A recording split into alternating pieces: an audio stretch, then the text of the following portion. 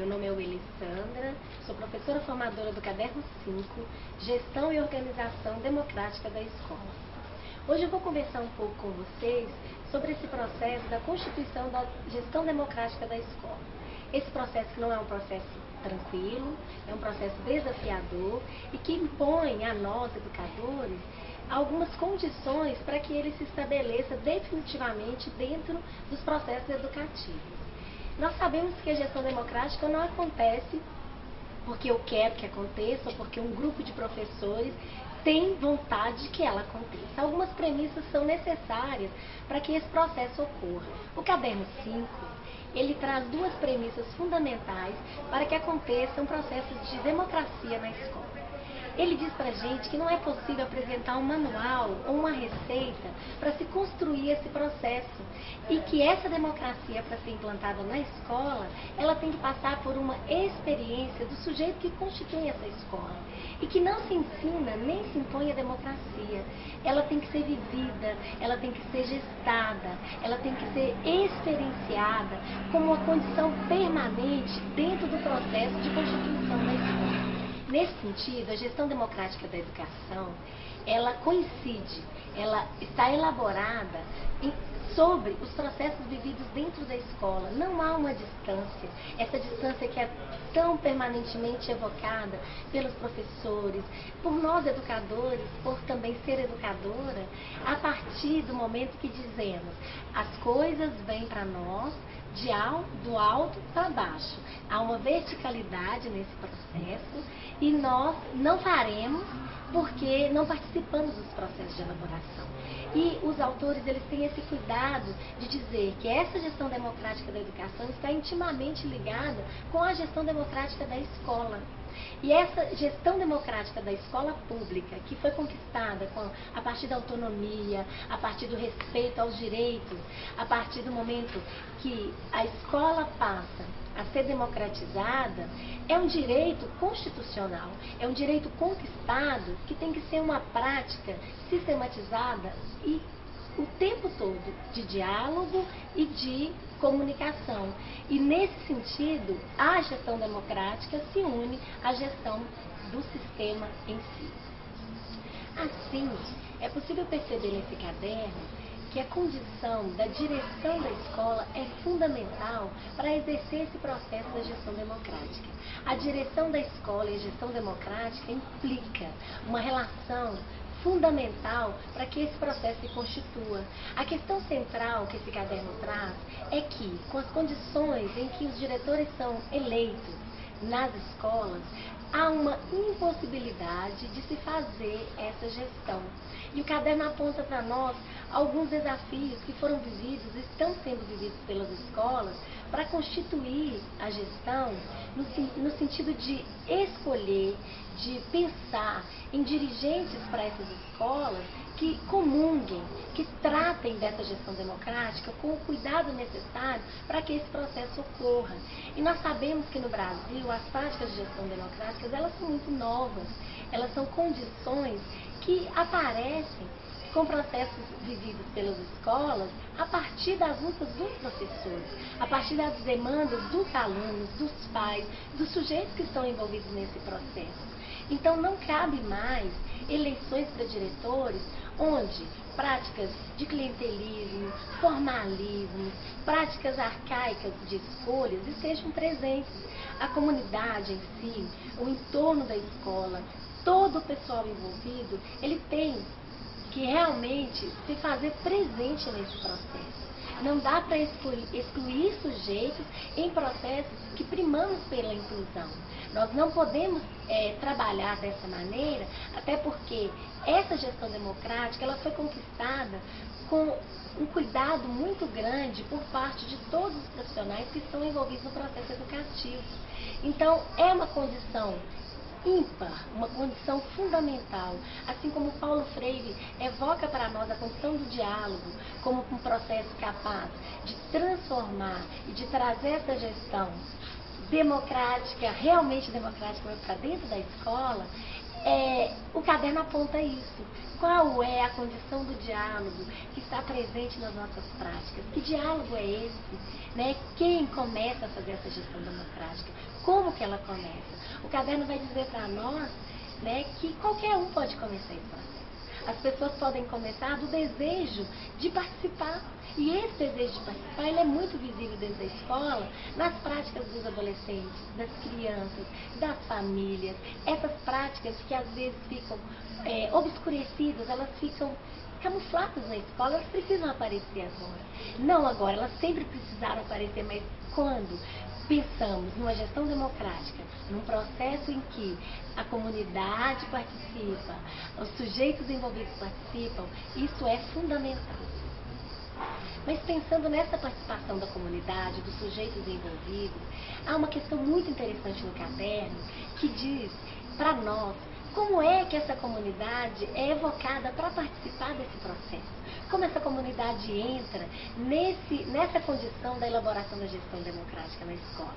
E então, os autores eles nos apresentam formatos diferenciados da gestão democrática. E dentre esses formatos, um formato fundamental que no caderno eles chamam de conselho escolar, mas que em alguns estados nós damos o nome de colegiado escolar. Esse colegiado escolar que tem hoje o caráter deliberativo, consultivo, que é uma instância fundamental dentro desse processo, ele, para nós, é essa peça que vai ligar, que vai dar esse formato mais integrado nas condições da elaboração de uma gestão democrática. E esse colegiado, ele prima por essa participação inteira, integral, de professores, de pais, de alunos, e ele se constitui, então, nessa primeira tentativa. É uma tentativa importantíssima, uma tentativa válida, é uma tentativa que a escola vem a cada dia elaborando para poder conseguir alcançar essa unidade, essa percepção de que democracia se faz com participação, com diálogo, com referência aos sujeitos integrantes do processo. E não se faz de cima para baixo, não se faz com um grupo pequeno de professores que pensam sozinhos. Nós precisamos pensar juntos, e é isso que importa. Nesse caderno, nós também temos a oportunidade de experimentar a constituição de um grêmio estudantil. Esse caderno, ele nos pergunta, tem um grêmio na sua escola? Qual é a condição desse grêmio? Ele existe, ele consegue elaborar junto com os alunos uma gestão dos processos educativos que eles vivenciam. Esse grêmio é participativo, essa constituição foi feita a partir das ideias, das convicções, dos processos que esses jovens vivenciam. Então esse grêmio, nesse caderno, aparece fortemente aliado ao colegiado, ao conselho escolar, à própria direção da escola em si, aos processos vividos pela comunidade, e ele é uma parte importantíssima para esse processo acontecer. Então nós temos que relembrar aqui, dentro do grêmio, aquilo que nós já abordamos nos outros cadernos, que é a condição do protagonismo juvenil, que é a condição da participação do jovem, que é trazer esse jovem para os processos de deliberação, para os processos de consulta dentro da escola.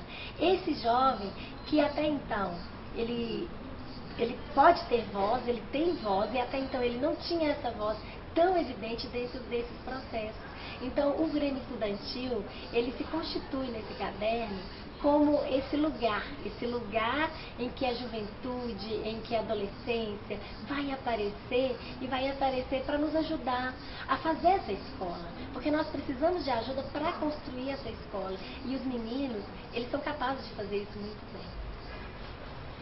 No caderno 5, a gente percebe que há exemplos, há questões que nos induzem a pensar nessa gestão democrática.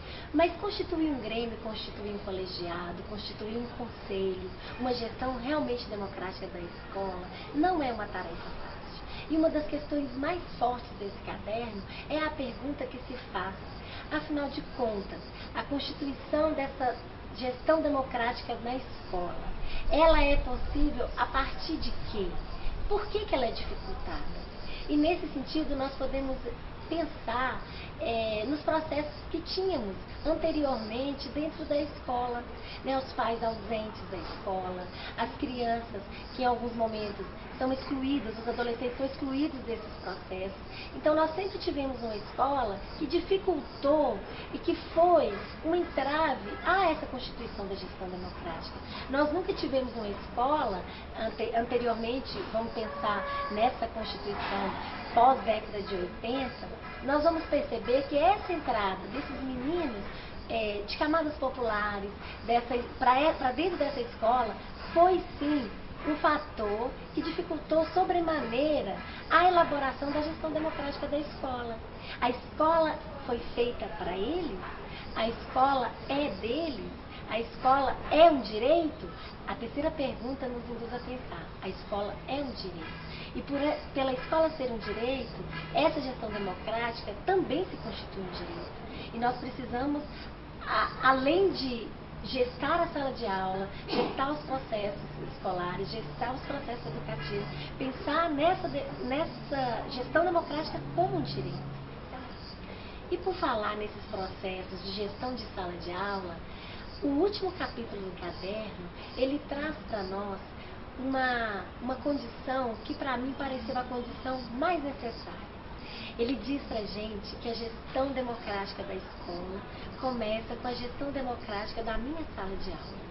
E nesse sentido, todos os processos vividos pelos meus alunos, por mim enquanto professora, por todos vocês enquanto professores, eles são definidores da gestão que essa escola vai fazer a partir desse processo que eu vivencio. Isso significa dizer, e eu fico muito feliz por poder dizer isso, por poder viver isso aqui, né, nos processos que eu experimento também nas minhas salas de aula, é que a forma como eu administro, a forma como eu vivo essa sala de aula, a forma como eu oferto, como eu ofereço a minha condição docente para esses alunos, os conteúdos, os materiais, os procedimentos que são extremamente necessários. Essa forma, esse formato que eu dou, a minha sala de aula, repercute sobremaneira, repercute de uma forma intensa nos processos de gestão democrática da escola. E os autores, eles vão dizer que a partir do momento que eu consigo gerir minha sala de aula, eu consigo gerir a minha escola, eu consigo gerir o sistema educativo, eu consigo dar forma, dar formato com mais liberdade, com mais prazer, com mais sentido para essa prática que eu estou vivenciando. Então, nesse sentido, uma das propostas fundamentais do Caderno 5 é a reelaboração ou a construção, a constituição de um projeto político-pedagógico na escola, de um projeto que contemple as reais necessidades dessa escola, que dê conta de olhar essa escola por dentro, de cima, pelos lados, entrar dentro dela, entrar dentro dessa sala de aula, porque se eu faço a gestão da minha sala de aula, eu estou fazendo a gestão do projeto político-pedagógico. E isso é uma questão que esse caderno deixa evidente e que esse caderno traz com mais força para a nossa formação. Então, gente, a proposta do Caderno 5 é essa. É uma proposta ousada, uma proposta desafiadora, é uma proposta e um convite. E esse convite fica aqui, né, para que vocês se debrucem sobre ele, que leiam, que reflitam, que elaborem as condições para que se viva realmente essa gestão democrática na escola. E me faz lembrar muito a fala do professor Anísio Teixeira, quando ele diz que democracia se faz vivendo. Não se constrói democracia sem vivência, sem experiência, sem diálogo. E esse diálogo que eu tive com vocês aqui é um convite para que ele se estabeleça na prática pedagógica, na sala de aula, na prática pedagógica dentro da escola e na prática de vocês enquanto educadores e enquanto educadoras.